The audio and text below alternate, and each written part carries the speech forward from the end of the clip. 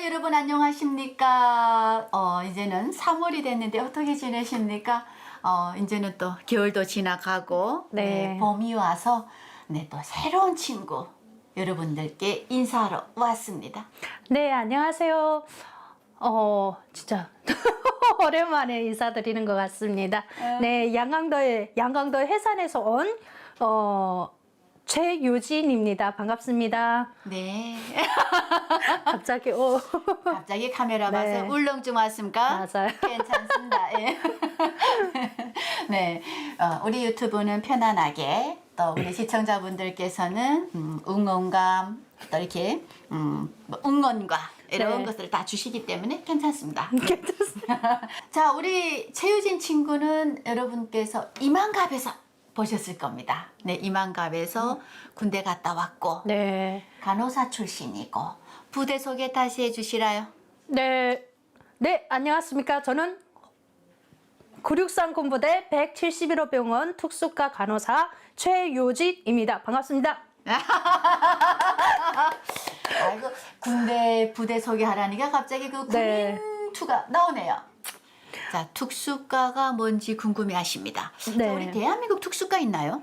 없습니다. 대한민국에는 특수과가 없고 여기에는 과마다 그 부위별로 나눠서 진행을 하는데 북한에서는 외과, 내과, 특수과 세 가지 종류로 되어 있습니다. 그중에 특수과는 산부인과, 이비인후과, 구강과, 그다음에 안과, 그리고 여기에 렌트겐, 여기로 말하면 엑스레이 찍는 그거 있잖아요. 그런 거랑 모든 특수 과목에 속한 과를 한 곳에서 모아서 특수과라고 합니다. 그러니까 북한은 저는 몰랐어요. 사실 북한의 그래요? 의료 부분은 진짜 저는 몰라요. 아는 게 없어요. 네네. 그러니까 내과, 외과만 딱 갈라버리고 나머지를 특수과에다 넣은 네, 거군요. 맞습니다. 자, 그럼 궁금하게 갑자기 생겼어요. 네. 자, 우리 기본 내용 들어가기 전에. 자, 특수과에 그러면 안과 선생님 있고, 네. 산부인과 선생님 있고, 자기 분야별로 다 있습니다. 있어요? 네, 저희는 다행이네. 그 군병원으로 되어 있어서 선생님이라고 하지 않고 군의관 과장 이렇게 얘기를 하거든요. 그래서 산부인과 과장, 안과 과장, 이비인후과 과장 다 있는데 통틀어서 특수과 부원장이라고 하나 또 있어요. 위에. 그래서 관리를 하게끔 되어 있거든요. 네. 네. 자, 우리 아까 얘기하는 중에 렌트겐 나왔어요. 북한에서는 렌트겐 촬영. 네, 여기 엑스레이를 북한에서 렌트겐이라고 합니다. 근데 왜 저희 한국에 오니까 네. 건강검진을 해마다 받아라. 우리 건강보험공단에서 생일 짝수별, 홀수별에서 나오잖아요. 네, 맞아요. 얼마 좋아요. 저도 올해가 제 건강검진 해거든요. 네, 그래서 지금 기다리고 있어서 이제 시간 되면 날짜 맞춰서 가려고 하는데, 이게 매해마다 때 놓치지 않게 알려줘가지고, 내 몸을 내가 신경 쓰는 게 아니라 국가에서, 이렇게 챙겨주는구나라는 내 느낌을 몸은 네. 건강보험공단의 뭡니다. 그리고 제일 신기했던 게 애들이 예방접종 날짜 시기별로 맞춰가지고 문자가 꼬박꼬박 와요. 그리고 가면 종류별로, 저는 예방접종 종류가 그렇게 많은 줄 몰랐습니다. 네. 애들 키우면서 신세계를 느끼는 그런 느낌? 부모보다 더 많이 챙겨주고, 그래서 내가 북한에서 만약에 애를 놓고 나왔더라면 어떻게 됐을까라는 생각에 자, 우리 엑스레이 얘기하다가 건강보험공단 얘기 네. 지금 오늘 이러면 할 얘기가 굉장히 많아집니다. 지금 굉장히 많아지는데 자, 그럼 여기서 제가 또 궁금한 거. 자, 우리는 엑스레이를 북한에서는 렌트겐. 네. 저는 왜 북한에 있을 때 렌트겐 촬영 한 번도 못 해봤어요. 렌트겐은 아파서 가는 사람들만, 만약에 멀쩡했다면 할 필요가 없잖아요. 그런데 만약에 이 뼈가 부셔져서 왔다던가 여기가 아파서 왔다던가 하면 렌트겐을 하는데, 또 이거 하는 조건이 있어요. 지방 같은 데는 전기 사정이 어려워서 기계를 한 번 돌리는데 꽤 시간이 걸리고 전기가 많이 소비되거든요. 그래서 제 같은 거는 지방에서 발전기를 돌려가지고 검사를 할 수 있는 휘발유를 가져가야 됐어요. 네, 그래서 내가 돈을 내가지고 그 기계들을 돌릴 수 있게 했거든요. 진짜 이거는 자 그러면 그러니까 전기가 안 오니까 발전기 돌린 거잖아요. 네, 맞아요. 네. 휘발유 태우면서. 네네.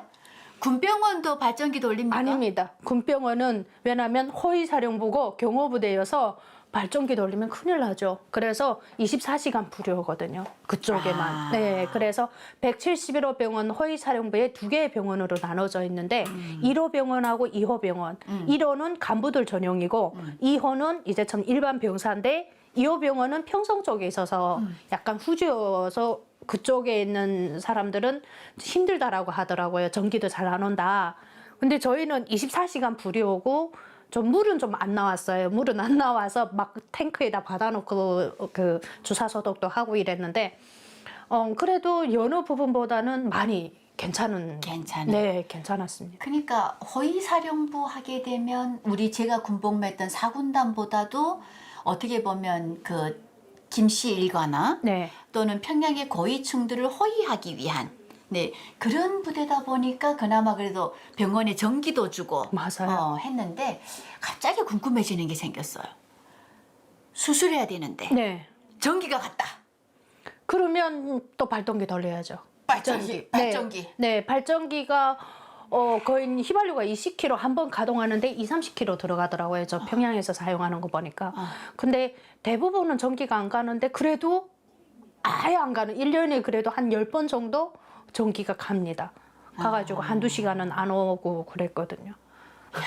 자, 우리 지금 그 병원 이야기를 좀 이렇게 하다 보니까 자, 그러면 뭐 입대했던 얘기를 살짝 먼저 가봅시다. 네. 자, 호위사령부 하게 되면 선출돼서 가잖아요. 네, 맞아요. 저는 호위사령부 가고 싶었는데 선출이 못 됐어요. 제가 14살 때 키가 159였습니다. 근데 14살 때 저 시당에서 억과부 지도원들이 뽑는 기준으로 해가지고 학교에 와가지고 다 서보라고 하거든요. 그래서 훌 섰더니 키가 큰 친구들은 이름을 먼저 등록을 합니다. 그래서 이름을 등록이 되면 매해마다 내려와서 검사부터 시작해서 평정서까지 생활기록부까지 다 따져가면서 보다가 거의 5학년이 될 쯤이면 잘할만 그냥 어느 정도 다 자랐다라는 친구들은 또 빼놓고 가능성이 있는 친구들로 해서 뽑아서 그 다음부터는 1년 딱 남겨두고 병원마다 다니면서 신체 검사를 시킵니다. 그래서 신체 검사도 저는 되게 웃겼던 게 병원에 갔는데 그 브라하고 속옷만 딱 입혀놓고 팔을 높이 쳐들고 막 겨드랑이 냄새도 막 맡아보고 이 액취증 때문에 그 냄새가 나면 안 되니까 그 겨드랑이 만세 타고서 만세 들고 막 남자 선생님 와서 막 비틀어가지고 냄새 맡고 막 그랬거든요. 그래서 이런 거는 액취증 때문에 검사를 해야 된다. 그리고 다리가 이렇게 휘면 안 돼가지고 다리 곡선 미듭하고 그리고 마지막에 산부인과 검사까지 가는데 산부인과에서 불합격되면 그냥 이건 애누리 아예 못 가요. 암만 뭐 이쁘고 네 이쁘고 출신 성분 좋다라고 해도 산부인과에서 불합격되면은 못 가거든요. 그 처녀성 검사는 네, 거지. 그래서 일명 신선도라고 합니다. 신선도가 떨어지냐 안 떨어지냐를 따지거든요. 그래가지고 산부인과에서 불합격이 되면 신선도 떨어져서 너는 안 된다라고 얘기를 했고 그래서 그때 저희가 한 15명이 뽑혀서 한 2년을 갔는데 마지막에 실제로 갈 때 보니까 2명밖에 없었어요. 그래서 대형단에 있는 친구랑 저랑 해갖고 2명이. 네, 2명이 갔습니다. 참 제가 군대 나갈 때 이게 신체 검사를 해도 네. 그 정도까지는 안 했거든요. 네. 안 했는데 억과 평양에 데려가는 호위사령부에 데려가는 친구들이니까 분명히 신체 검사를 조금 더 좀 깊이 있게 할 거다라는 네. 생각은 했는데 전여성 검사까지 해서 데려갈 줄은 몰랐습니다. 이건 인권 침해 아니에요? 근데 북한에서는 그런 거 모르잖아요. 그냥 네, 당연하게 해야 되는 줄 알고 그냥 받아들였던 것 받아들인 같아요. 거. 네. 자, 그렇게 입대해서 가니까 간호사로 처음에는 이게 신병 훈련을 아예 삼석구역 원신이라는 시골 쪽으로 버스 타고 갔는데 산밖에 안 보이는 거예요. 그래서 왕왕 울면서 내가 속아서 왔네. 이게 무슨 옷가야 하면서 울면서 막 울다가 밤에 그 그 야간 근무 2시간씩 나가잖아요. 그때 해갖고 통신과 그 지도원하고 이렇게 사바사바 해가지고 전화 한 번만 좀 쓰자고 해서 아빠한테 전화를 했거든요. 아빠 내 속아서 여기로 온 거겠다. 옷가가 아니고 산골에 들어와 있어. 그랬더니 저희 아빠가 또 바리바리 챙겨갖고 잘못 들어온 줄 알고 짐 싸갖고 저희 담당 그 신병 소대장한테 찾아왔댔어요. 저랑 만나러. 그런데 듣고 보니까 신병은 그냥 일반 부대에서 같이 신병을 보내고 신병 끝난 다음에 끌어간다라고 해가지고 기다려봐라 해가지고 기다렸는데 그냥 저를 끌어서 어디로 보냈는데 그게 간호사였던 거죠. 야, 그러니까 거기는 본인의 희망이 없어요. 네, 맞아요. 내가 하고 싶은 거 거기에 따라서 보내는 게 아니라, 네. 그냥 자 너는 우리가 다 네가 신체 잘 자라나 봤으니 그 다음에 허위사령부 가서 간호사 해 그러면 그냥 가는 거예요, 네. 그죠? 자 거기에 가서 이렇게 또 병원 군인이면서 병원에서 간호사로 네. 이렇게 생활을 했는데 아까 우리 한국에 와서 애들하고 병원 이게 문자 오고 주사 맞히고 이런 얘기를 했어요. 네네. 저는 한국에 오니까 이 주사 바늘에 대한 얘기를 좀 해야 될 것 같아. 아, 제가 여기 와서 제일 신기했던 거, 그러니까 신기한 점은 여러 가지로 많았는데, 그래도 대부분 제가 간호사였기 때문에 주사 그런 데 대해서 진짜 예민하거든요. 그래서 간호사들이 예방접종하고 바로 쓰레기통에 딱 넣으면 어떤 생각이 드냐면, 저 아까운 거 왜 버리지? 아까운 거. 저 아까운 거 왜 버리지? 충분히 한 번 더 쓸 수 있는데. 왜냐하면 북한에서는 플라스틱이든 뭐 유리 주사기든 상관없이 무조건 재활용이고 플라스틱 주사기 같은 거는 재활용을 1회만 하는 게 아니라 3, 4, 5, 6회까지 가거든요. 그래서 그런 걸 몇 번 내가 경험을 했고 내가 해왔던 방식이어가지고 그 주사기가 너무 아까운 거예요. 왜냐하면 한 번 찌르고 2번까지는 안 아프거든요. 바늘이 무디지가 않아가지고. 그래서 그게 제일 신기했고 그리고 제일 중요한 건 과학이 발전했다라는 것을 느끼고 그런 것을 다시 한번 볼 수 있는 기회가 있었는데 링게르 맞을 때 있잖아요. 링게르 링거. 네, 그거 맞을 때 우리 주사 먼저 바늘로 찌르고 주사 바늘을 빼고 안에 야들야들한 그 낚시 바늘처럼 그런 게 들어가 있잖아요. 그래서 내가 암만 팔을 움직여줘도 괜찮잖아요. 근데 북한은 점적을 달 때 바늘이 그냥 꽂혀 있어요. 1시간 반 동안. 그러면 내가 조금만 움직이면 주사 바늘이 다른 데로 찔려버려서 파열이 되거든요. 그래서 항상 링게를 맞을 때 딱 1시간 반 동안 이러고 딱 있어야 되거든요. 아니 우리 한국에서는 입원 환자가 주사 바늘 드릉드릉 달고 네. 이게 다 꽂고 다 다닌단 말이에요. 그렇게 못하죠, 북한은. 왜냐하면 바늘이 꽂혀 있어서 움직이면은 다른 데를 찍을 가능성이 있어서 제가 북한에서 링게를 못 맞아봤어. 너무 건강하셨네. 한 번도 맞아본 적 없어서. 진짜요? 진짜요? 그럼 북한은 네. 하고 이렇게 딱 누워 있어야 되네. 누워 있어야죠. 움직이지도 않고. 주사 다 맞고 일어나면 발이 저려가지고. 야 이게 잠깐만 우리 주사 바늘을 일회용 우리는 정말 이 굉장히 예민한 문제거든. 네네. 감염이 된다라고 하는 건 굉장히 예민한 문제인데 이걸 북한은 재소독해서 쓰는 데다가 야 링거를 그렇게 꽂는군요. 네, 제가 영양제 맞으러 가끔씩 가거든요. 근데 주사를 분명 들어갈 땐 바늘이 들어가는데 나올 그 보니까 찌른 다음에 바늘은 빼고 그 바늘 안에 약한 그 실바늘이 플라스틱 이렇게 마들마들한 게 들어가 있어요.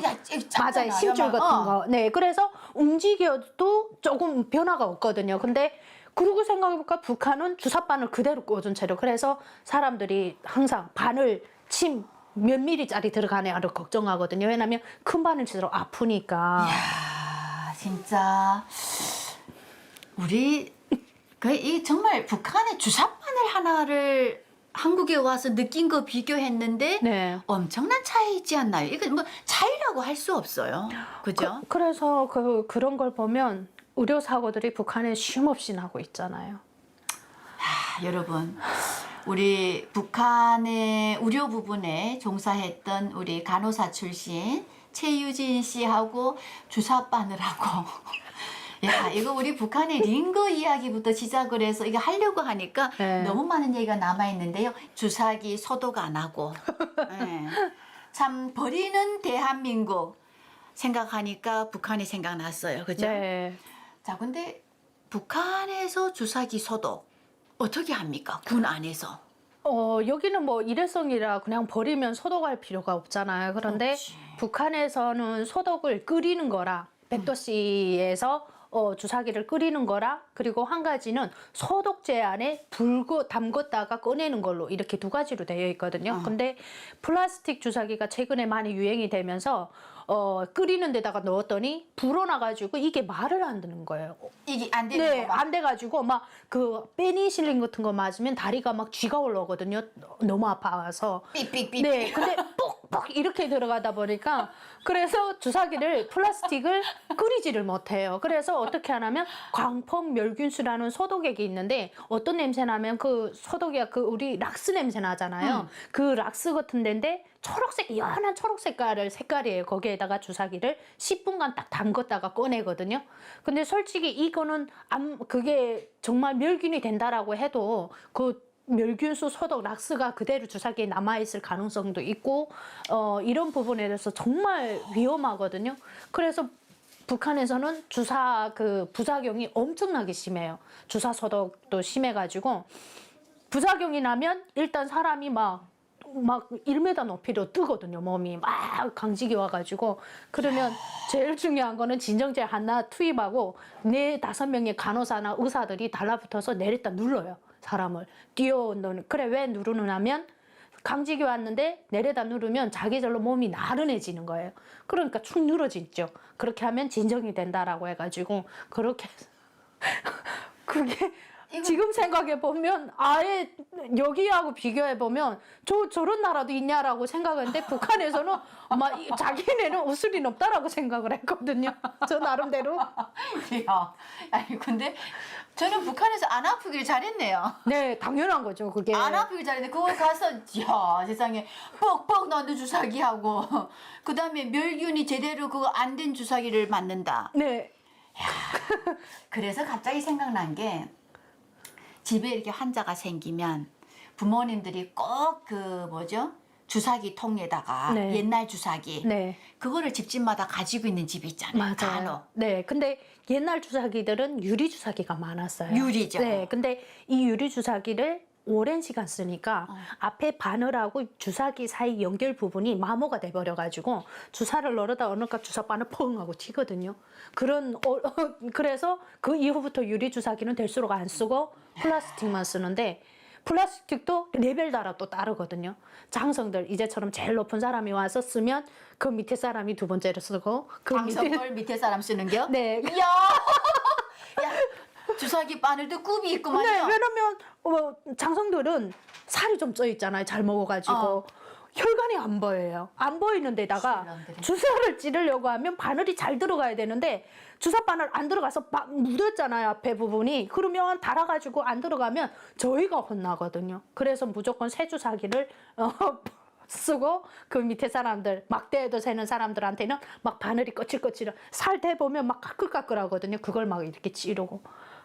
근데 제가 안 맞아가지고 찌를 때 그렇게 아프다라는 걸 못 느꼈거든요. 참,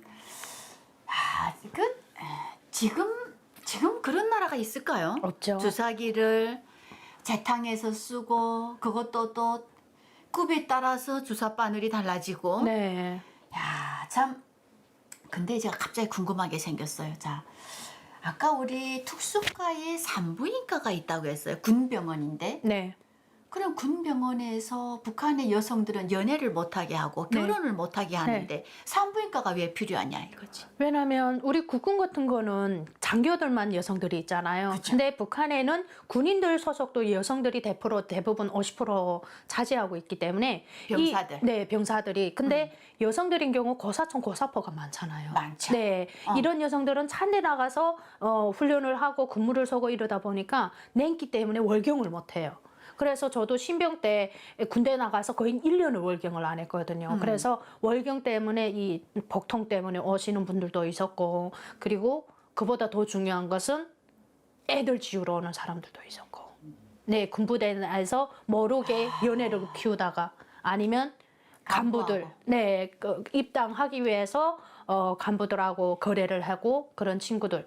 근데 제가 제일 안타까웠던 게, 지금도 이체 앉아요. 134라고 평양에 있는데 134 여단 G 소대장이었는데 그 소대장이 추려를 해가지고 그 위생지도 남자들한테 이렇게 막 끌려왔어요, 질질. 그래서 남자들인 경우에는 그걸 유산이라는 걸 생각 못하고 생리를 이렇게 많이 하는구나라고 생각을 했거든요. 근데 그때 겨울이어가지고 그 겨울 동피가 두껍잖아요. 소못. 네, 소못이. 근데 그 바지가 다 젖었어요, 출혈해가지고. 그래서 병원에 와가지고 수술하려고 소리 산대에 올려놨는데 출혈이 너무 심해서 칼을 수술을 못 하는 거예요. 그래서 지혈제를 놔주고 옆에서 한 2~3시간 좀 방치를 해뒀다가 출혈이 멈춘 다음에 수술하는데 우리 과장이 완전 욕을 하는 거예요. 미친년이 이렇게 될 때까지 뭐 하고 있었냐고 막 이러면서 욕을 했는데 2시간 만에 차가 한 대 딱 오던 게 알박스로 3박스가 들어오는 거예요. 그러면서 그 간부가 하나 뭐라 얘기를 우리 과장님하고 하던 게 담배하고 술 있는 박스는 치워놓고 과자만 들어있는 박스를 저한테 주면서 선택해서 가져가라고. 그래서 나중에 들어보니까 그냥 조용히 처리하고 그 소대장 얘기를 들어봤더니 부모님이 도움을 못 받아가지고 같은 동기들은 다 발전하고 입당을 했는데 이 여자가 혼자 못한 거예요. 그래서 이 여자 조건으로 해가지고 그렇게 마지막 결론까지 갔는데 그 입당하는 기간 있잖아요. 공부하는 기간. 그 기간에 지금 임신을 한 거예요. 그래서 만약에 그때를 포기를 하면은 그 임신한 것 때문에 포기를 하면 다시는 기회가 없을 것 같으니까 이게 다 복대를 차고서 참았는데 마지막 최종 심의 단위에서 얘가 유산을 해버려갖고 병원에 온 거예요. 그래서 결론에는 그냥 의가사 제대로 집으로 보내줬어요. 우리 가장이 다 그냥 뇌물 아픈 받아먹고. 걸로? 네네. 그러니까 결국은 입당도 못 하고 갔어요. 그러니까 참 그 부대마다 꼭 한두 건씩, 네, 꼭 있어요. 한두 건씩 그런 일들이 벌어지고 그래도 그나마 산부인과에도 와서 네. 할 수 있었다는 거. 그리고 군에 입대해서 이 여성들이 몇 년씩 생리를 안 하는 이런 일은 저희 부대도 똑같아요. 근데 그 오히려 그 17, 18살에 입대를 해서 한 2~3년 이렇게 생리를 안 하면 네. 우리끼리는 그랬어요. 너무 좋다. 왜냐면 이게 군 생활이 힘들고 맞아요. 열악하니까 네네. 거기다가 뭐 그런 용품도 제대로 안 주고 하니까 차라리 우리는 안 하는 게 좋다. 근데 한국에 오니까 안 하면 이상한 거, 네. 안 하면 치료받아야 되는 맞아요. 거, 안 하면 이거 큰일이 나는 거야. 네. 야, 그래서 제가 한국에서는 여자로서의 삶도 행복하다. 맞아요. 그런 생각을 참 많이 하게 되는 것 같았어요. 가는 것마다 사실 편의점에 가서도 쉽게 구할 수 있는 게 여성용품이잖아요. 근데 사실 그치. 북한에서는 여성용품 쉽게 구할 수가 없고 다 천으로 된 것을 사용하다 보니까 예를 들어서 고사총중대라든가 거기에 남자랑 같이 속해 있으니까 빨래 햇빛에 건조를 시켜 말려야 되는데 남자들이 번다고 해갖고 그 위에다 수건을 얹어놓고 옷을 얹어놓고 하니까 냄새가 나는데 잘 말리지 않아가지고 그걸 또 사용하다 보니까 병이 걸려가지고 그래서 오는 여성들도 정말 많거든요. 그러니까 참 흔히 그러잖아요. 그래서 사회에선 또 그러잖아요. 군대 갔다 온 여자는 애를 못 낳을 것 같다고. 맞아요. 네. 그러니까 냉병이 너무 심하면 애를 못 낳는다고. 또 엄마들은 또 군대 갔다 온 여자는 애를 못 낳지 않을까 이런 소문도 굉장히 또 있고. 근데 그랬죠. 많이 그랬죠. 군대 나간 여자들은 아이 시집가기 조금 힘들었죠. 북한에서. 야, 참 그런 얘기 했어요. 참 우리 부대도 그러면서 살았고. 참 저는 네. 군대 생활 이렇게 하다 보니까 어느 날, 이거 제가 이 얘기는 진짜 처음 하는데 어느 날 군대에 이렇게 했는데 며칠 동안 계속 속이 막 메슥메슥하고 배가 너무 아픈 거예요. 너무 아픈데 통신훈련 이렇게 앉아 하다가 네. 너무 힘들어 죽겠어. 근데 내 혼자 느낌이 뭐냐면 딱 그 구충 같은 거야, 구충. 느낌에. 네. 그래서 군의소로 갔어요. 그래서 저희 군의한테 내가 그랬어요. 그 중대마다 위생지도원 아니면 군이 있는데 네. 우리 부대는 위생지도원급이 아니고 군의급이었어요. 군의가 여자인데 가서 군의관 동지 나 지금 배가 너무 아프고 이상하다. 딱 이 구충제를 좀 나는 먹었으면 좋겠다. 야, 딱 뒤돌아져서 약을 주는데 쑥 냄새 나는 약을 종이봉투에 요만한 걸 주는데 딱 열어보니까 곰팡이가 꼈어. 어떡해. 근데 이거를 나는 먹어야 되는 거예요. 그럼 먹었어요. 나오긴 했죠. 그래요? 야, 죄송합니다. 근데 이게 현실이에요. 왜냐면 약은 왜 그렇게 왜냐면 그런 게 곰팡이가 끼고 막 이게 그 쑥냄새 낸다는 거는 국내 생산이거든요.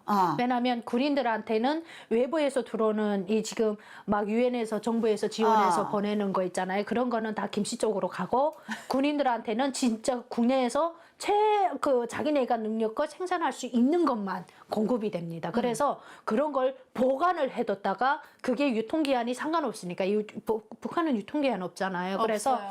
어느 정도 그냥 계속 보관했던 걸 오면은 주는 거예요. 그래서 곰팡이가 쏠 수도 있고 저희는 아예 진짜 묵었던 것도 사용하고 하는데 간부들이 오잖아요. 그때는 지하 탱크가 열립니다. 우리는 아예 갱도가 따로 있어가지고 병원 내에 외래가 따로 있고 제약 공장 하나 가지고 있고 갱도 하나 있었는데 갱도 안에 유엔에서 들어온 다 영어로 되어 있는 약품들이 있었거든요. 그래서 저희는 그 약품을 한 번씩 나올 때마다 환자 병명을 더 진단서를 더 많이 떼가지고 약을 내다가 조절해서 팔아먹고.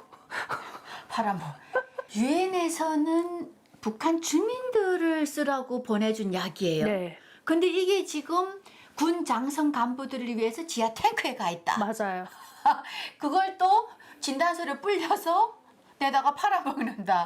왜냐면 사실 야. 장성들이 오는 거는 다 날라리 환자들이 대부분 많아요. 날라리. 네, 최고. 어? 왜냐면 굳이 안 아파도 자기 건강 챙긴다고 살이 너무 많이 쪘으니까 어떤 환자가 있었냐면 눈이 너무 살찌다 보니까 눈물구멍이 다 막혔어요, 기름에. 그래서 와가지고 한 주일에 한 번씩 눈물구멍 뚫는 환자가 있었거든요. 근데 투스타였어요, 완전. 몇 킬로예요, 그 사람? 그 사람이 142kg인가 그렇게 됐는데 대신 김정은보다 더 살찌면이 문제인데. 그때는 김정 일대여가지고 살찌는 거 갖고 경쟁 안 할 때였어요. 지금 경쟁했으면 죽었죠. 죽었지.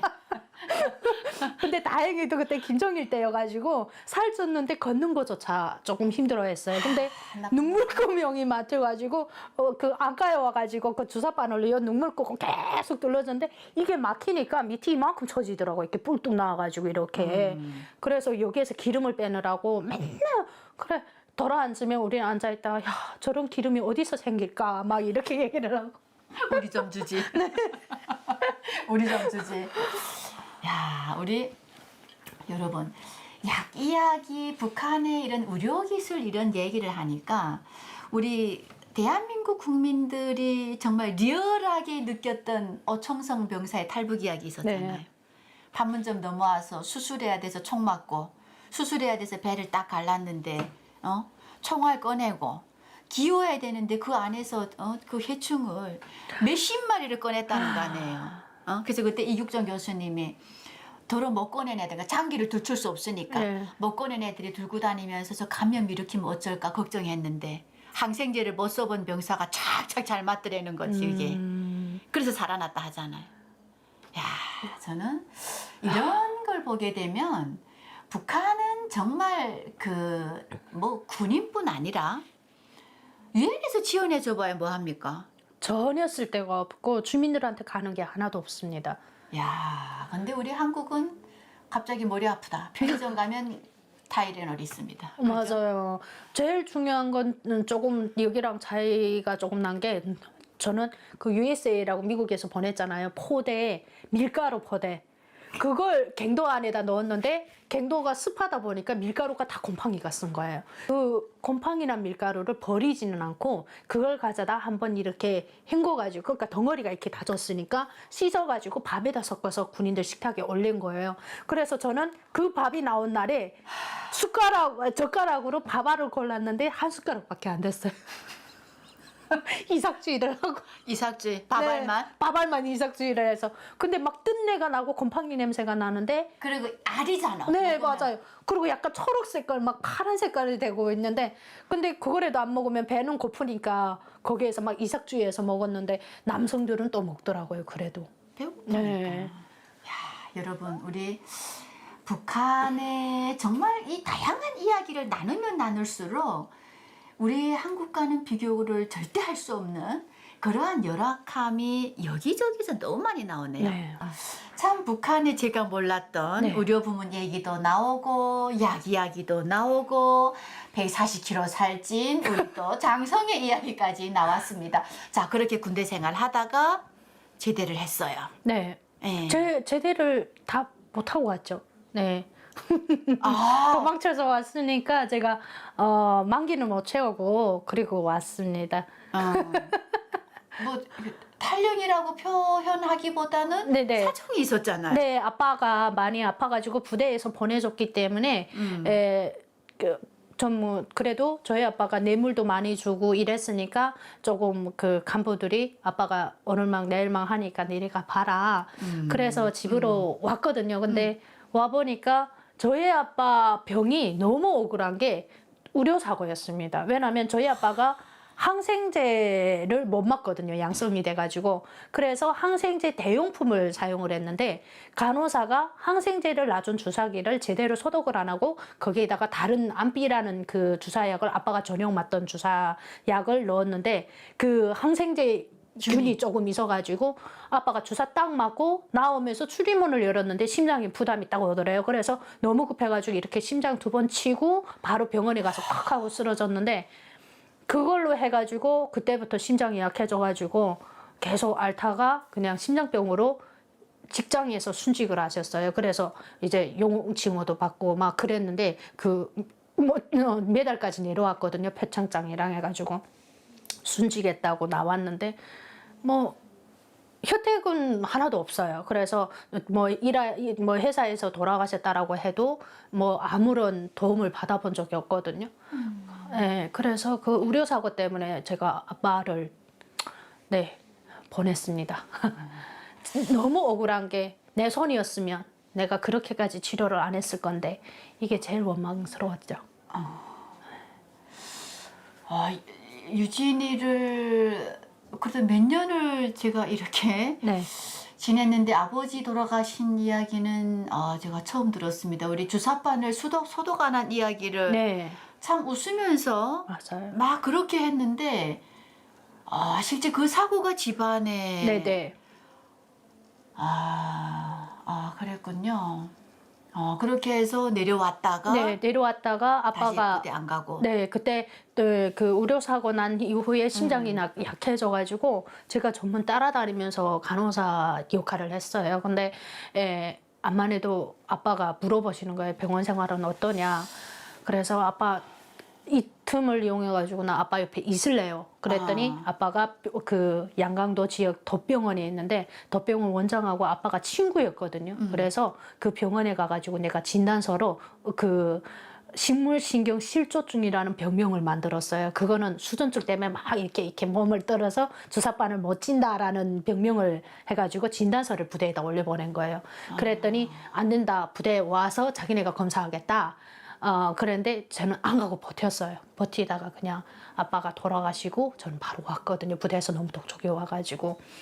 네, 그래서 그냥 부대에서는 이탈한 사람으로 나와 있죠. 근데 뭐 멋진 탈영병입니다. 맞아요. 좀 더 일찍 왔을 거예요.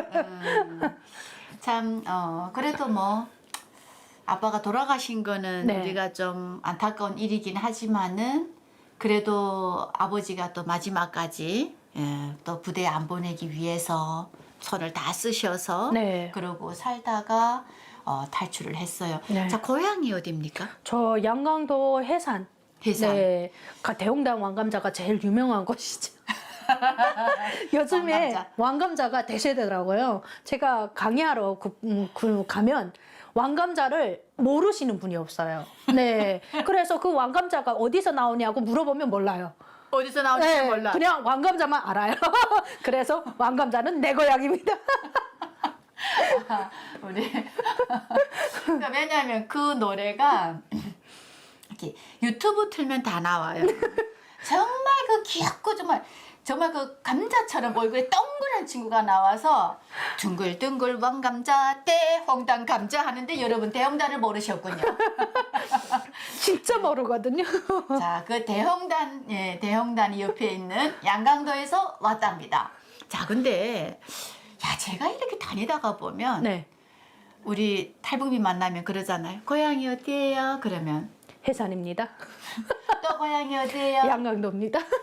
어디예요? 갑산입니다. 또 양강도예요. 야, 근데 네. 제가 사실 탈북에서 처음 들어왔을 땐 그랬거든. 네. 국정원 조사 받으러 딱 들어갔는데 처음에 적잖아요. 어디서 왔어? 함경북도 회령에서 왔습니다 하니까 조사하시던 선생님이 네. 회령에 아직도 얼여자가 있어? 국정원 선생님이 그랬어요. 저도 북한에 있을 때 해령 쪽에는 그냥 다 여자들 이쁜 여자들 다 갔다고 소문 들었거든요. 지금은 양강도 다 오지 않았습니까?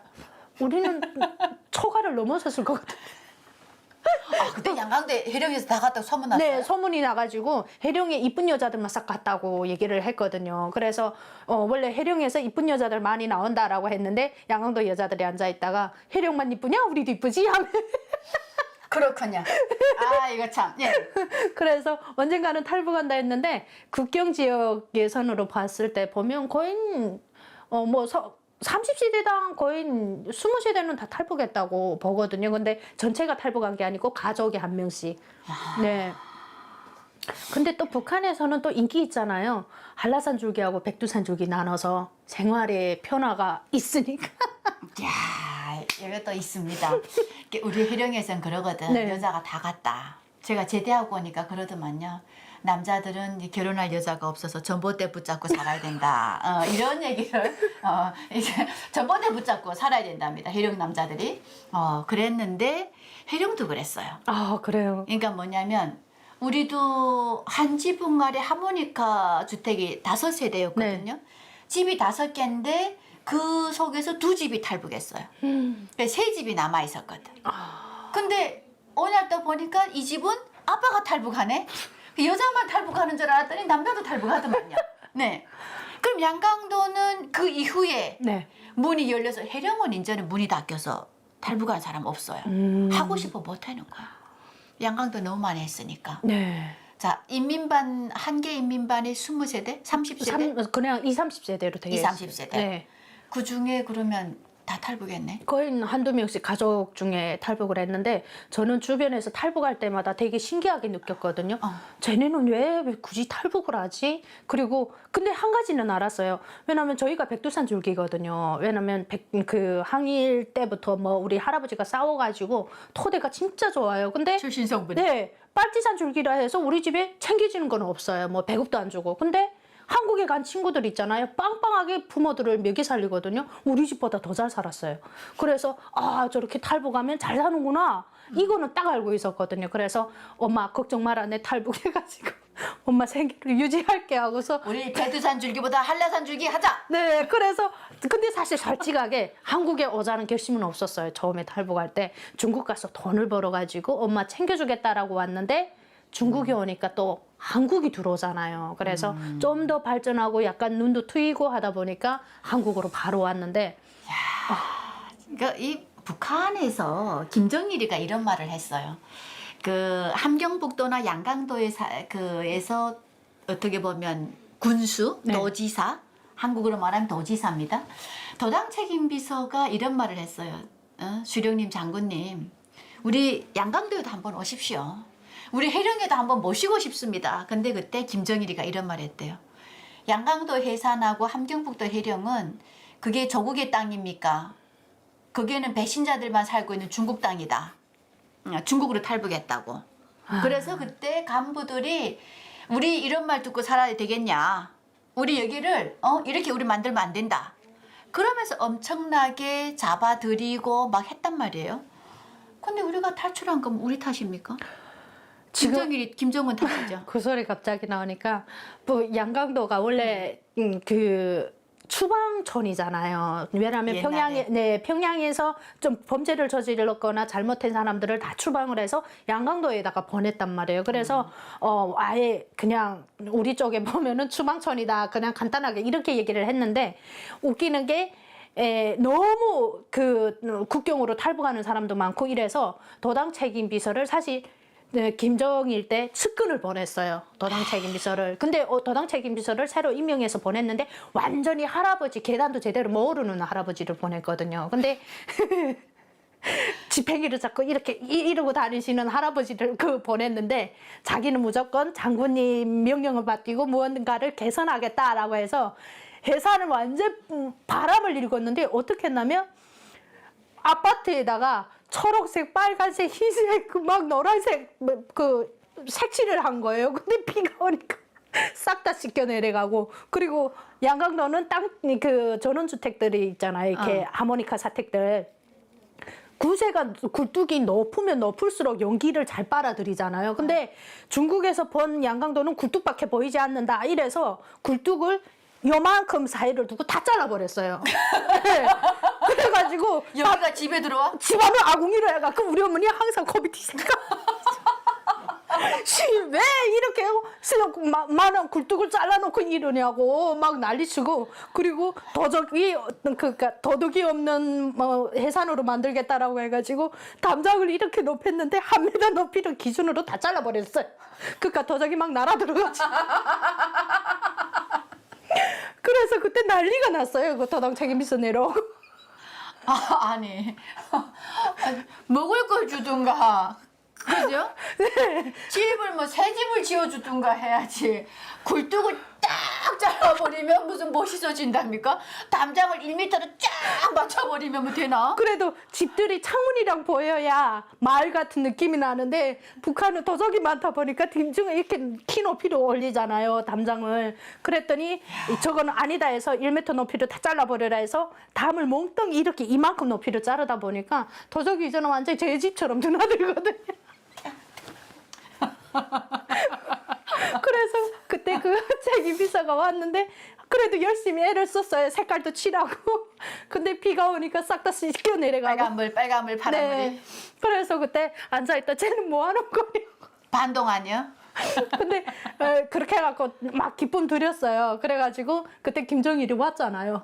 양강도에 와가지고 신발 공장에 갔는데 신발 공장에 이쁜 아가씨들을 준비를 대기시켜놨어요. 근데 문제는 못생긴 친구의 여자애가 하나 있었나 봐요. 근데 걔는 야 넌 꺼져라 이래가지고 방에다가 갇혀놓고서리 그리고 걔가 너무 섭섭하니까 막 울었대요 거기서. 근데 우리 장군님께서 그 방에서 울고 있는 그 친구를 몸소 불러내갖고 노래를 시켰는데 걔가 손을 탁 잡고 눈 오는 네 아침 우리 장군님 하면서 울면서 불렀다고. 갑자기 영웅이 됐어? 네, 그래가지고 그 친구에 대해서 소문이 확 났는데 다음날에 우리 학교에서 공부하는데 학교 전체를 해가지고 장군님 다녀갔던 그 신발 공장이라고 참관을 간다는 거예요. 그래서 갔어요. 그런데 거기 조업당 비서라는 사람이 나와가지고 우리 장군님께서 이 문턱도 넘으시지 못해가지고 예열전이 와서 그때 김정일이 이렇게 절반을 못 써가지고 이렇게 하고 다녔대요. 그러면서 그 얘기를 하는데 저는 또 그 소리 들으면 울었어요. 몽땅 선생님들이랑. 그런 적이 다 있어요. 참 뭐냐면 너무 아이러니하게도 네.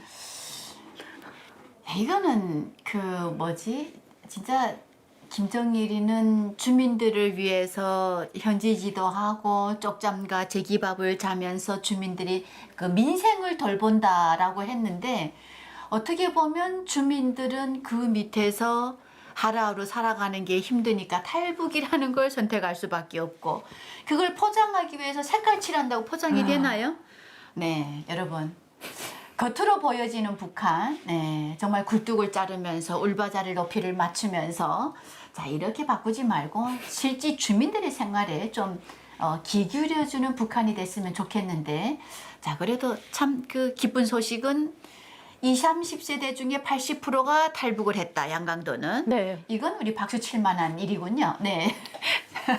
자, 여러분. 여기서 우리 이야기 마무리하고, 네, 다음 시간 또 돌아오도록 하겠습니다. 자, 우리 이렇게 유진이가 간호사로 있다가 또 양강도 둥글둥글 왕감자 먹고 있다가, 네, 탈북을 하게 됩니다. 사실 우리 탈북 사연은 누구나 좀 각기 남다른 사연을 갖고 있긴 해요. 네. 사실 탈북하면 눈물을 흘리지 않고서는 얘기를 못 하겠는데 이제는 조금 시간이 흘러서 근데 요즘에 또 애기 엄마가 되다 보니까 감성이 좀 더 생긴 것 같아요. 그냥 갑자기 TV를 보다가도 고향 생각에 옳고 엄마 생각에 옳고 엄마가 되니까 엄마가 더 보고 싶고 그래서 내 자식 키워보니까. 네, 그래서 좀 더 엄마랑 있을 때 사랑한다는 말 좀 더 해주고 그리고 그때 효도를 좀 더 잘했을 걸 하고 했는데 사람은 꼭 후회는 뒤늦게 찾아오는 것 같아요. 그래서 제가 매번 지인분들한테 얘기하는 게 효도는 같이 있을 때 하는 게 효도다. 그냥 떨어지고 이렇게 내 옆에 없으면 하고 싶어도 못 하잖아요.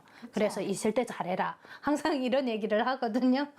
저도 그냥 가족이 다 같이 탈북한 사람이 제일 부러워요. 맞아요. 그죠? 나도 그리고 그래. 네. 저녁이나 우리가 끼니 때가 되면 가족이 앉아서 그냥 김치 하나 넣고 된장찌개 하나 끓여 놓고 밥을 먹어도 얼마나 행복할까. 그죠? 맞아요. 내 가족을 앞에서 볼 수 있고 뭔가 소식을 나눌 수 있고 그죠?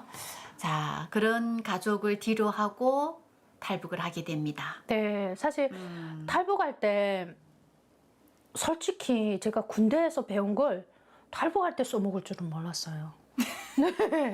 울다가 웃다가 할 거예요, 진짜? 아니, 제가 압록강 넘을 때 있잖아요. 야밤에 그때 10월 달이었어요. 근데 10월이면 양강도는 엄청 추웠거든요. 춥죠? 네, 근데 강을 건너야 되는데 그 길 안내자가 저보고 이러는 거예요. 저 강 건널 수 있냐고. 근데 그때는 제가 엄청 여리여리하고 20대 아가씨였으니까 군이라는 생각을 못 하고 그냥 예쁘장한 아가씨인 줄 이렇게 자기는 생각을 했대요. 근데 그분이 이러더라고요. 저보고 하나, 둘, 셋 하는 순간에 압록강물에 뛰어들어서 같이 손잡고 건너자. 이렇게 얘기를 했어요. 그래서 둘이서 이렇게 자갈밭에 숨어가지고 이러고 숨어 있다. 네. 근데 밤이다 보니까 자갈 하나 굴러가는 소리가 엄청 큰 거예요. 근데 먼 데서 불빛이 오는데 우리를 향해서 오니까 우리는 너무 무서워서 바닥에 딱 엎드렸어요. 근데 바닥이 막 이렇게 물이 불었다가 쌈에 다 습한데 엎드려서 여기 다 젖은데도 추운 줄 모르고 젖은 줄도 몰랐어요. 그래서 그 불빛만 우리 쪽으로 오는가 하고 손을 꼭 잡고 살려주세요 하면서 제발 모르는 우리 북한에서는 하느님이라는 거 모르잖아요. 그래서 하느님 이번만 살려주면 제가 열심히 살게요 하면서 속으로 막 손잡고 그렇게 했는데 불빛이 쓱 지나가는 거 보니까 자전거였던 거예요. 우리는 그 군인이 다가오는 줄 알았는데 그래서 살았다 이제는 뛰자 이래가지고 압록강을 딱 뛰어들었는데 이분이 하나 둘 셋 하면 뛰자 했는데 군대다 보니까 셋을 모르잖아요. 하나 하는 순간에 자기도 모르게 먼저 물에 훅 뛰어드는 거예요. 근데 수영을 채가지고 야 타고 중국으로 건너갔는데 브로커가 없어요. 아니 나를 분명 데려다 준다라고 했는데 이 사람이 없으면 어떡하지 하고 돌아다 봤는데 어두운 밤에 봤더니 물살에 휘말려 갖고 정신을 못 차리는 거야. 그래서 또 저는 또 다시 뛰어 들어가 갖고 바로 붙잡고 끌고 나왔어요 같이. 그래서 나보고 하는 여자분? 남자였어요. 남자? 네, 근데 그분이 왜 밀려갔냐면 그 중국 브로커가 올 때 짝태로 좀 가져오라 했나 봐요. 그래서 짝태하고 오징어를 어깨에다 이렇게 메고 오다 보니까 조금 무거웠던 거예요. 그래서 제가 부추겨 갖고 같이 나왔는데 그분이 저보고 얘기하는 게 수영은 어디서 배웠냐. 그래서 군대 때 배웠다. 브로커를 선수를 바꿔야 될 것 같네요. 그분이 일더라고요. 탈북하지 말고 자기랑 같이 브로커 일을 하자. 그럴 것 같아.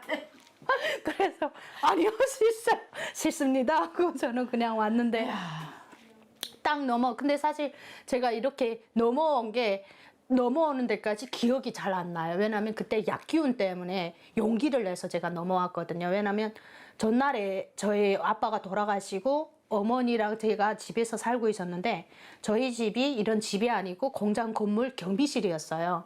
그래서 거기에서 살았는데 아빠가 돌아가시니까 그나마 아빠가 있을 때는 권력도 조금 있고 인지도가 있어서 그 집에서나 살게 했는데 아빠가 돌아가시니까 바로 집을 빼라는 거예요. 그 집을.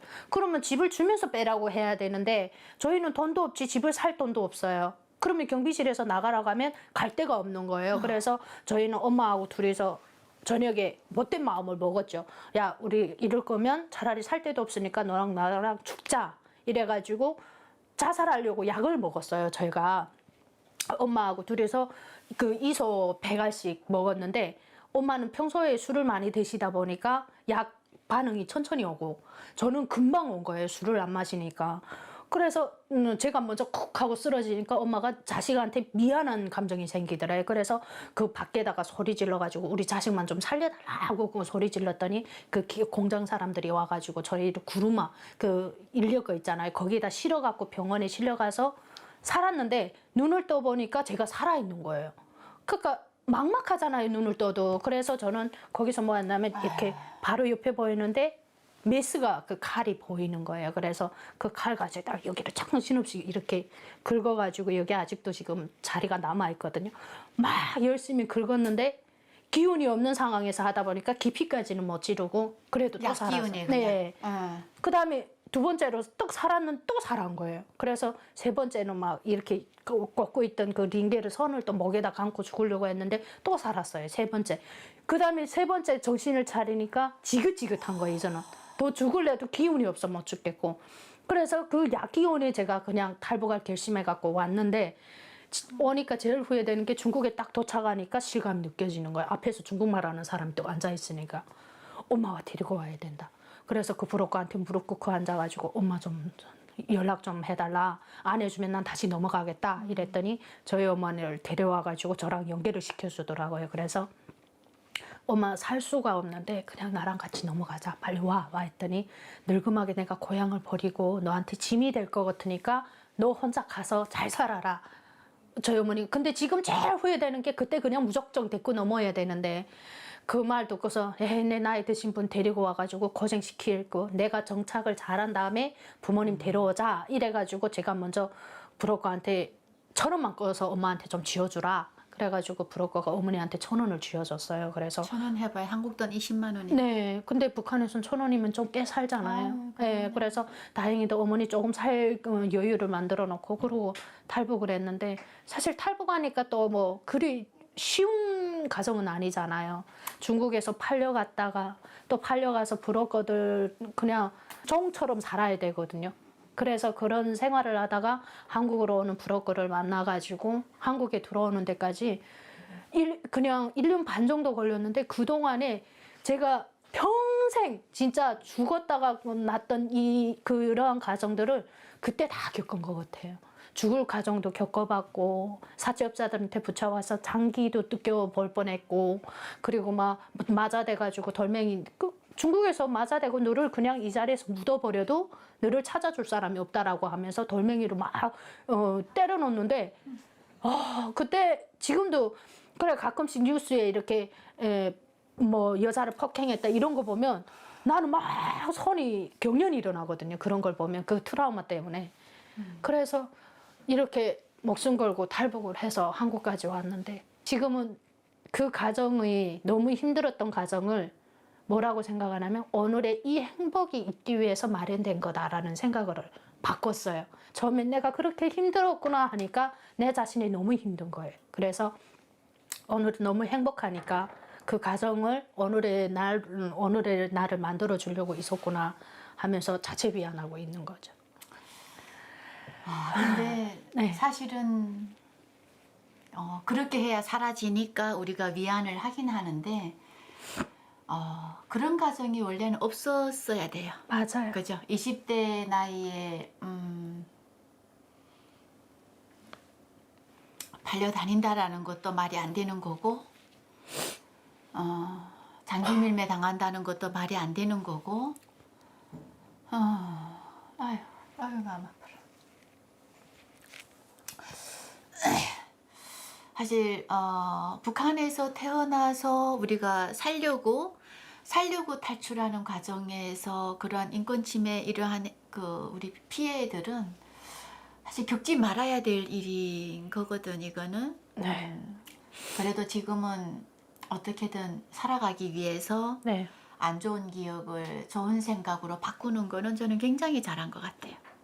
굉장히 잘했고 그래도 한국에는 또 잘 들어왔으니까 네. 왔으니까 그래도 그것이 어떠한 트라우마가 될지는 모르겠지만은 그래도 우리는 오니까 네. 정말 이렇게 좋을 줄은 또 몰랐잖아요. 맞아요. 사실 한국이라는 나라는 그냥 들어보고 뉴스에서 보고 TV에서나 보고 이랬는데 잘 산다는 거는 충분히 알았고 뭐 모든 거 돈으로 좌우지한다라는 것도 알았어요. 근데 북한에서는 사실 무상이라는 말을 많이 쓰잖아요. 그렇지만 무상은 전혀 없어지고 거기도 돈으로 살아왔어요. 근데 여기 오니까 제일 좋았던 게 내가 일한 것만큼 보수를 받을 수 있고 월급을 일한 것만큼 돈을 받을 수 있잖아요. 그래서 제가 한국에 금방 왔을 때 그 마트에서 2개월 만에 마트에서 일을 했거든요. 근데 그때 최저 시급으로 180만 원을 받았어요. 집에서 가만히 누워가지고 그날이 휴일이 돼가지고 TV를 보고 있는데 통장에 뜰렁 하는데 180만 딱 들어온 거예요. 엄마는 어찌게 하고 바로 은행으로 가가지고 현금으로 다 찾아가지고 집으로 왔어요. 왜냐면 북한에서는 은행에다 돈 맡기면 나라 돈이 되잖아요. 찾을 수가 없어. 네, 그래가지고 진짜 울다가. 네. 그래서 또 열심히 또 가가지고 앉아서 5만 원짜리하고 1만 원짜리를 이렇게 지폐 세고 지금 앉아서 막 샜는데 막 180만 원이 189만 원을 될 때 있고 175만 원을 되고 막 너무 많은 돈을 세다고 안 세지는 거예요. 그래가지고 딱 샜는데 맞는 거예요. 그래서 거기서 냈을 거 한 20만 원 내두고 나머지는 어디다 제일 숨겨놨을까요? 베개 밑에. 나는 장판 밑에 할 줄 알았는데. 베개를 뜯고 베개 밑에 하고 딱 머리를 근데 그렇게 찾아놓고 근데 웃기는 게 집에 가만히 누워서 무슨 생각이 들었냐면 만약에 내가 이거 북한에서 벌려고 하면 몇 년을 일해야 벌지라는 생각이 딱 드는 거예요. 그래서 계산해 봤어요. 그랬더니 내가 북한에서 166년을 일해야만 그런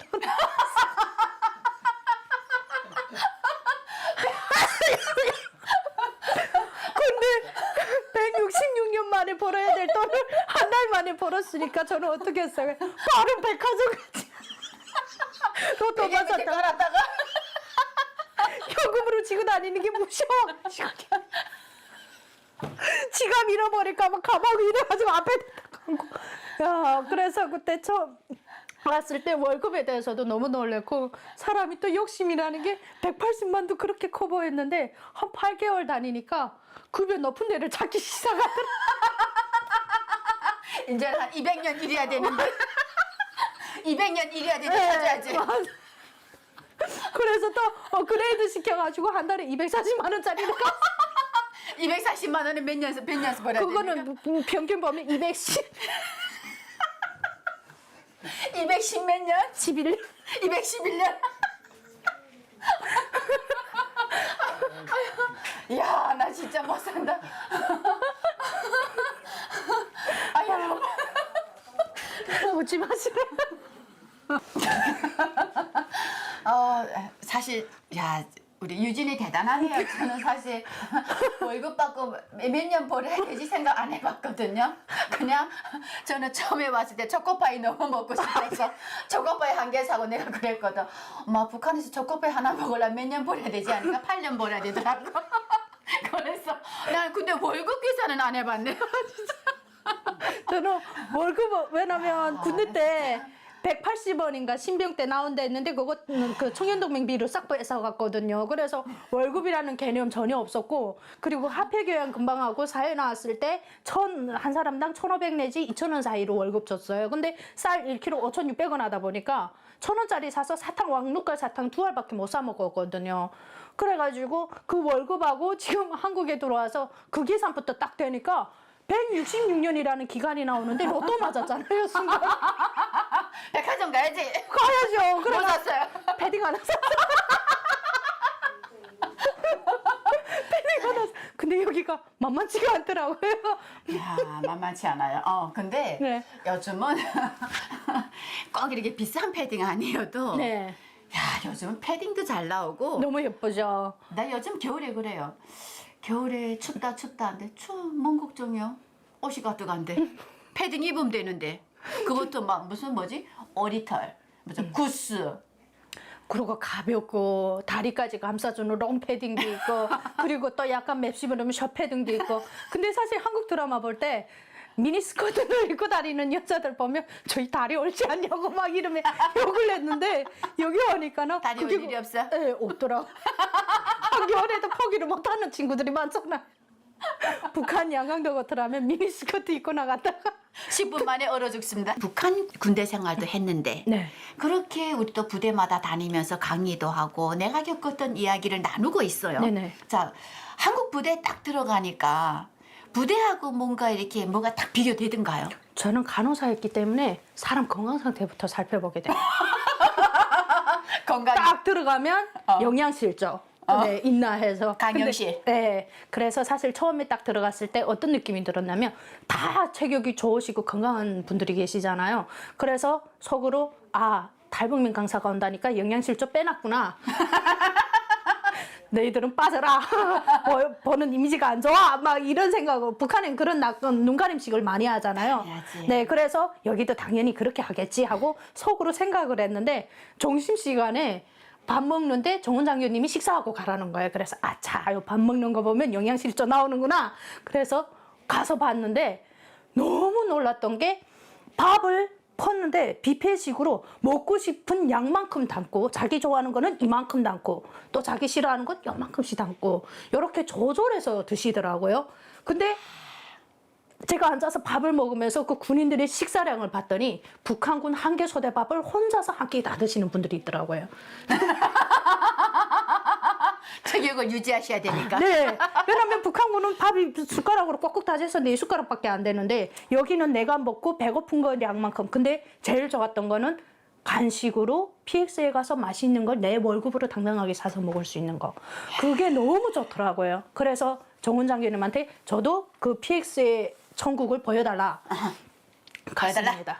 네. 가가지고 정신 나가게 구매를 했는데 이렇게 바구니를 2개 가져왔는데 정말 저렴하게 나오는 거예요.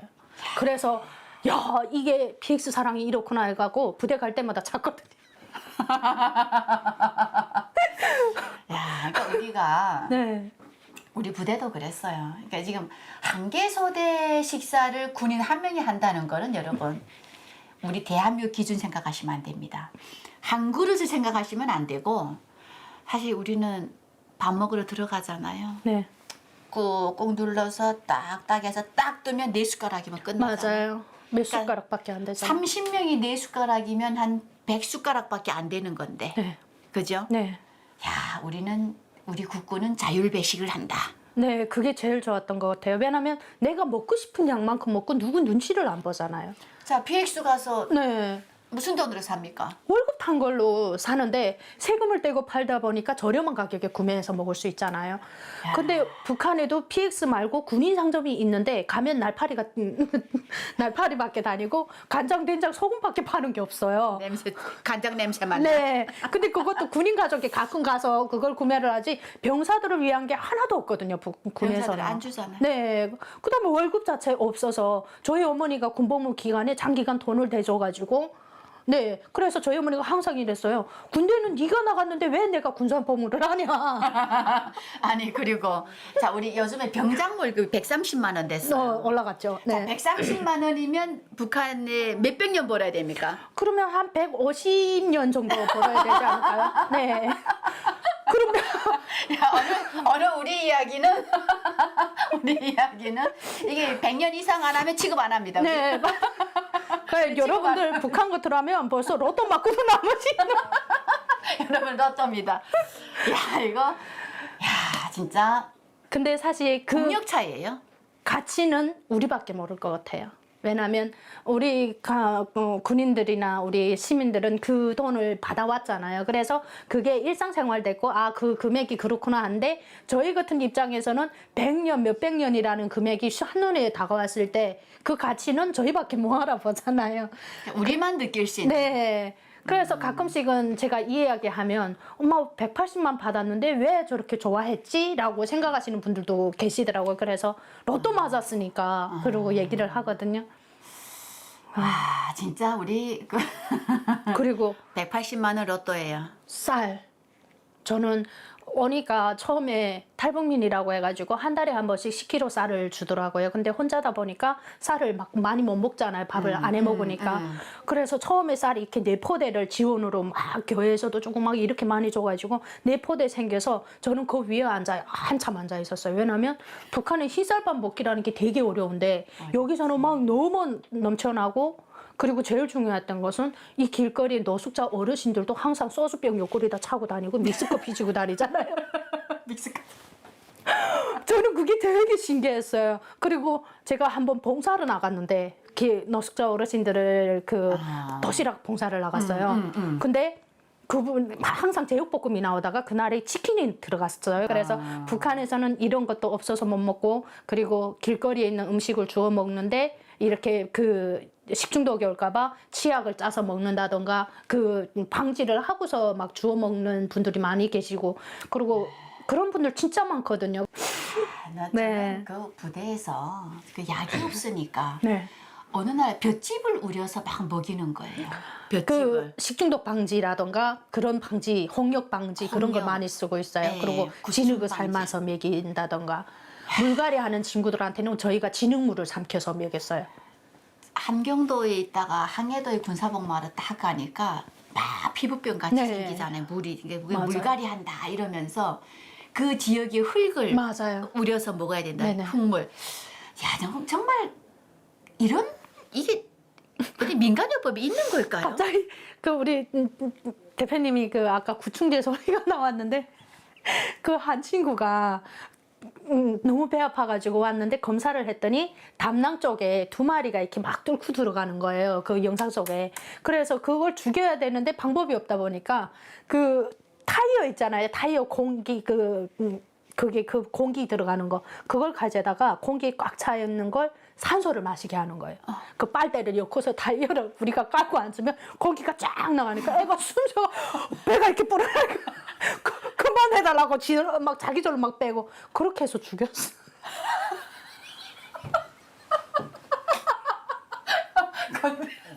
그거 진짜 죽여지나요? 네, 그거 진짜 민간요법이에요? 북한만의 치료법이. 이야, 나 진짜.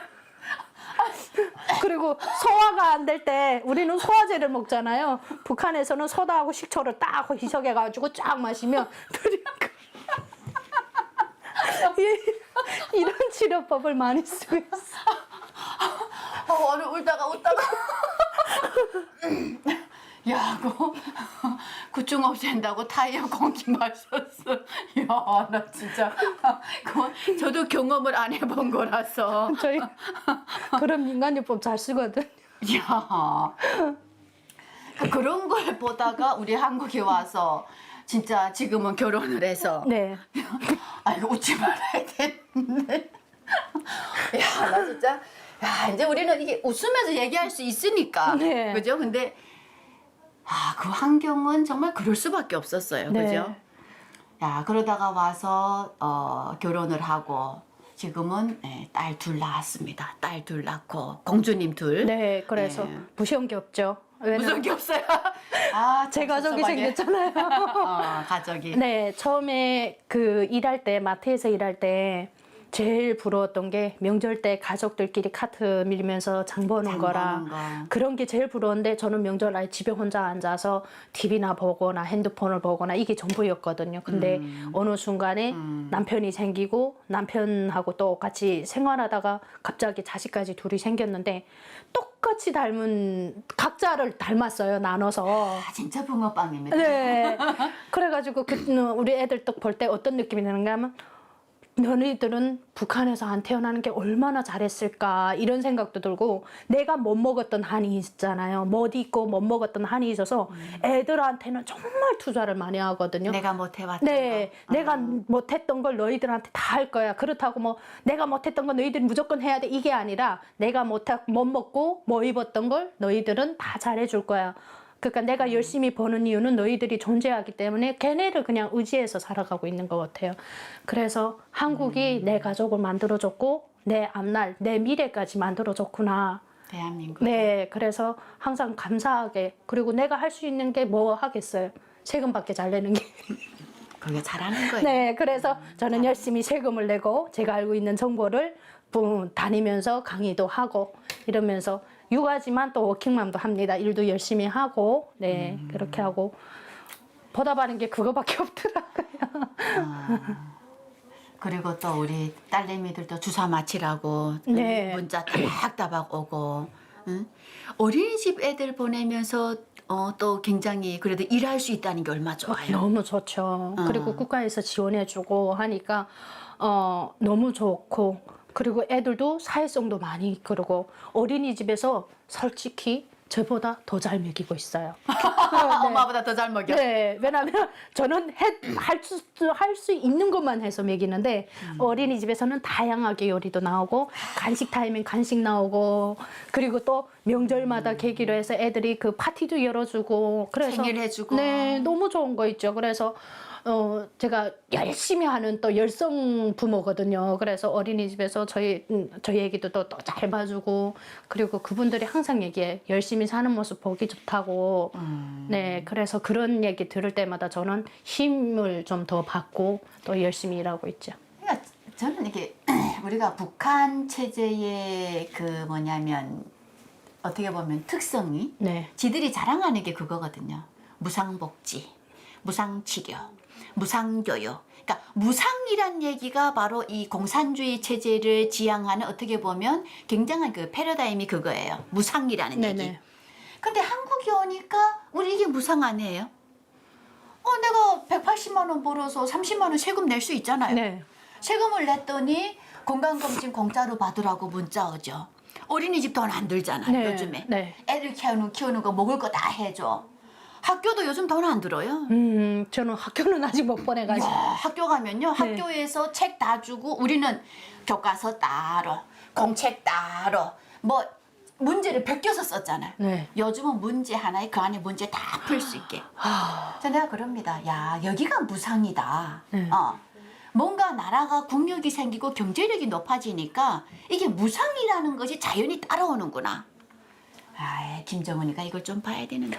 그래서 사실 북한에 있었던 이미지랑 여기에서 직접 체험한 이미지가 너무 달라가지고 사실 자본주의다라고 하면 돈으로 좌우지하고 돈으로 모든 것을 해결한다라고 했는데 그건 사실 맞지만 사실 우리가 내는 세금만큼 우리가 그만한 복지를 누릴 수 있고 그런데 사실 북한에서는 그런 것도 환경조차가 마련 안 되고 심지어 내가 아파서 병원에 갔는데 처방전 딱 대놓게 감기입니다. 어떤 약이 필요합니다 하니까 그 처방지를 가지고 장마당에 가서 내 돈 주고 약을 사다가 좀 병원에 다시 가서 주사를 맞고 그렇지. 네 그리고 돈이 많이 들 것 같으니까 간호사를 직접 불러다가 집에서 주사를 맞고 이게 지금 북한의 환경이잖아요. 그렇죠. 네, 그래. 우리는 또 어려운 사람을 나눌 줄 알고 맞아요. 덜 볼 줄 알고 봉사라는 것도 하면서 이러면서 사는데 북한이야말로 저는 공산주의 사회주의라는 이런 그 얘기보다는 부패한 네. 그죠? 부패한 자본주의, 이상한 자본주의로 만들어진 북한.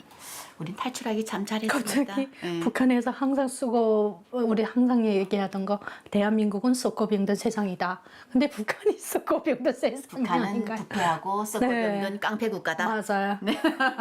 자, 여러분 우리 긴 시간 동안에 우리 최유진 씨하고 북한의 군생활 이야기, 우려 부분 이야기, 가족 이야기, 탈북 이야기, 한국에서의 정착 이야기, 다양한 이야기 나눠봤는데요. 마지막으로 우리 가족분들에게 인사해 주십시오. 네. 이제 또 볼지도 모르겠는데요. 항상 건강하시고 좋은 일만 가득하시길 진심으로 바랍니다. 네, 오늘 저는 끝마치도록 하겠습니다. 네. 감사합니다. 네, 우리 가족분들 그동안 응원해 주시고 따뜻한 댓글 주셔서 아마도 이제 예쁜 공주님, 우리 두 공주님을 또 대한민국의 한 성원으로 잘 키워가는 또 엄마이기도 하고 한쪽으로는 또 사회에 나가서 본인의 할 일을 대한민국에 이바지하는 일을 하기 위해서 열심히 살아가고 있는 우리 최유진 씨 응원 많이 해주시기를 당부드리면서 유진이하고 이야기 여기서 마무리하겠습니다. 감사합니다. 감사합니다.